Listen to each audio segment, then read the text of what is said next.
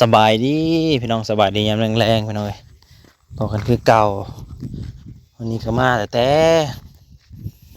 ดูหมอเลยว่าเบิ่งหมออะไรพี่น้อง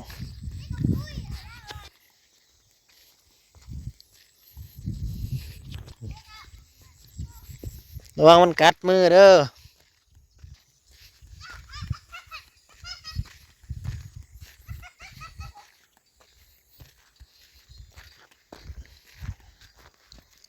เพียงเด้เตาพอหน่อยพี่น้องเลยเดี๋ยวลงไปเลาะทงหน้าก่อนจะข้าวไปเบิ่งน้ำกัน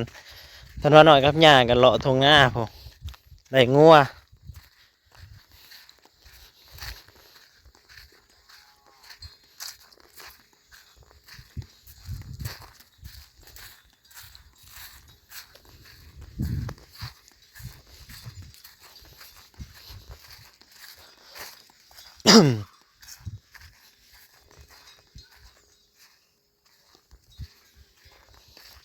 เลาะทงกับหญ้า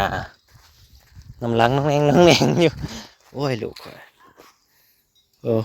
น้ำลังหญ้าน้องแนง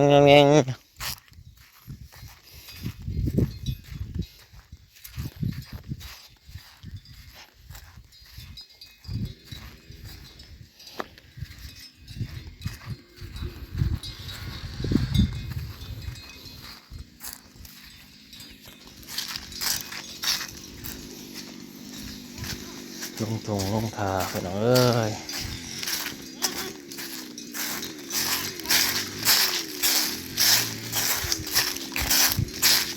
เนี่ยมันไม่หล่นเริ่มแห้งหมดละ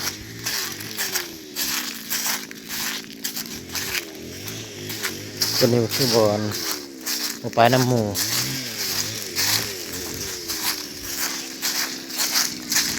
มีคนอยู่บ่แถวลุม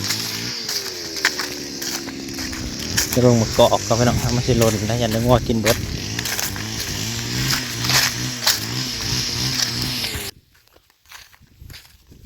เทียงนาน้องเนยนะเบิ้งคนทางคนเที่ยวดีจนทางแปลนเบิ้งเอาลูกจุดชุมบนเล่นบนเที่ยว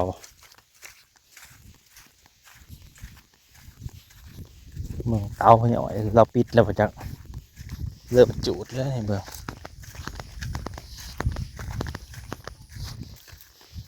เต็มเลยบ่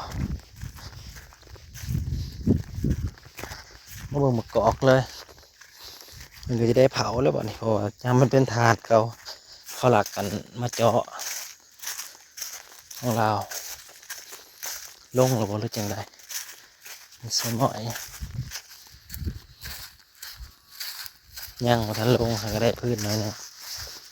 งูมาเกาะเข้าไปเลยเท้าสำนีมันก็10 กว่าสอบไปแล้วแต่เก่าแต่ว่ายังอันนี้มันบ่ได้เป็นฐานเป็นเถ่าเบิดมันจะได้กระดาษสอบเอาง่ายๆธุรกิจมืดไปหน่อยประกอบกระบวนเนี่ยบ่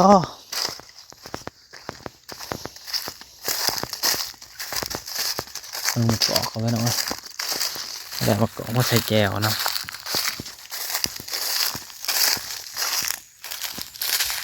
พื้นแล้วครับ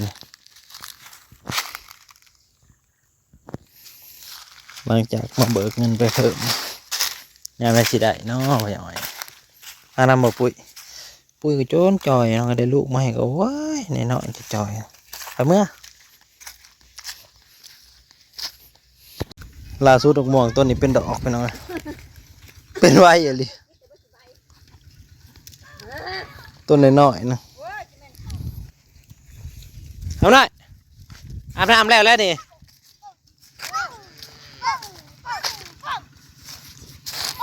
จะเข้าไปลูกมันคันคาย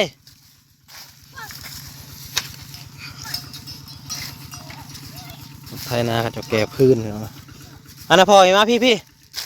ยางไปเลยพี่ยางวะพี่เข้าไปมันดำนะยังต้นบักมี่เอากระงามกันเลยพี่น้องเลย ได้มันแต่ละเก็บ หมกมี สบายดีป่าลูกสบายดีป่าลูก ฮะรถทำมาแล้วแล้วก็พาเขาไปอาบน้ำมันหนาวเอาหน่อยเห็นยังลูก ก็นะ ฮะเดี๋ยวดีเห็นยังบ่เห็ดมันก็สร้าง โอ้ยอยากกินให้หากินในอยู่นะดูน้ำแม่ดูน้ำแม่บายดอกกีเลยเป็นไงไม่ทำบายดอกกีเลยเป็นไง มองตัวนี้ก็เป็นดอกแล้วพี่น้องนี่เป็นดอกแล้วดอกมองอย่างเดีดอกผ่าโคตรไปเรื่อยๆพี่น้องมาโคตรให้มาแล้วไปอาบน้ำนี่ต้นนี้ใหญ่กูหมู นี่ยำก็จืด เอามือมาเพื่อนปะไปหาหัวหานมาเกลือปลาปะหาเกลือปลาเนาะไปบอกเกลือปลานะพ่อปลาคอใหญ่อยู่นี่แหละปลาคอใหญ่ทำหน่อยเอามันบัวได้แสงสุดท้ายพี่น้องเลยไปเกลือปลานำทันวาหน่อยปะลงน้ำพูนวานลงไกลๆวานลงไกลๆพูนวานลงไกลๆวานแล้วแม่มันมากินเลยปลาวุ่นดูวานลงลูกวานลงไกลๆไกลๆแห้งๆพูดแล้วยีมันมาแล้ว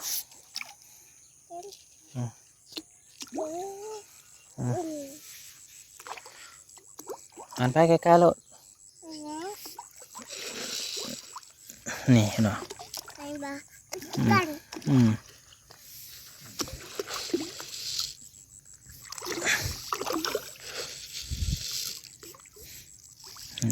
ปลาไปแล้วบับ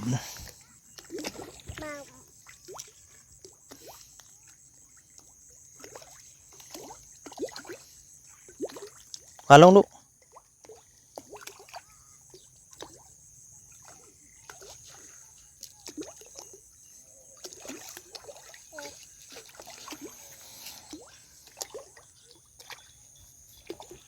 มาแห้ง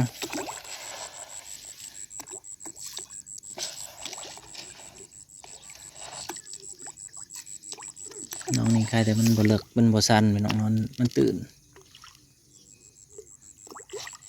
ใกล้ๆ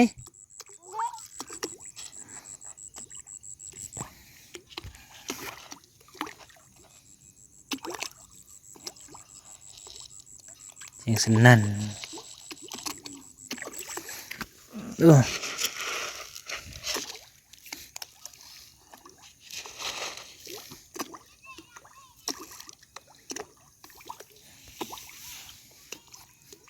ดี๋ยวปลาตะเพียนไปน้องจะลายต้นจอม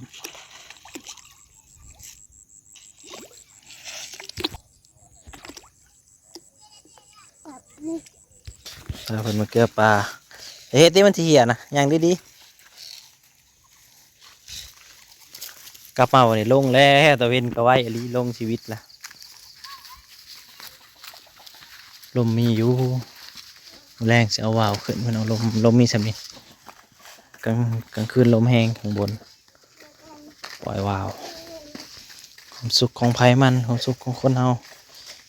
ต่างกันไปหน่อยไป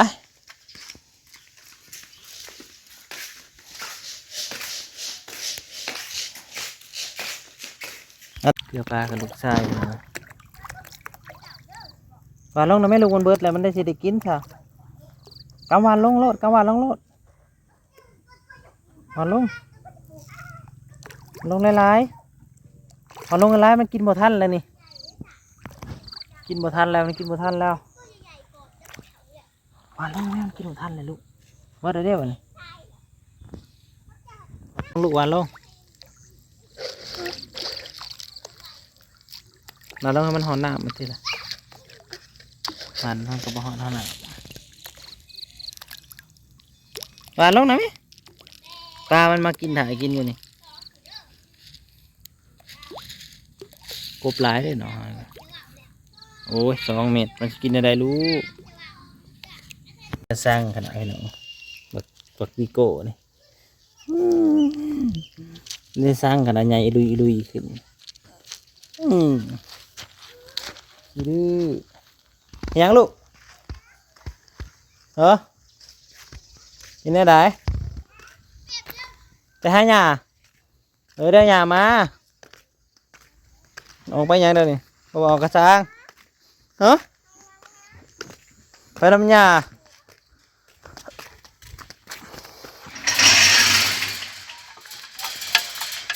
ย่างเอาลูกย่างเอา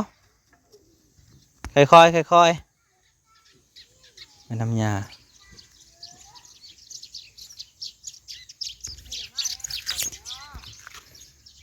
ไปทำหญ้าขอกันใหม่เด้อพี่น้องขอบคุณในไลน์ที่เข้ามาหับชมเนาะขอบคุณเพื่อสุขคนสำหรับกำลังใจเนาะขอกันใหม่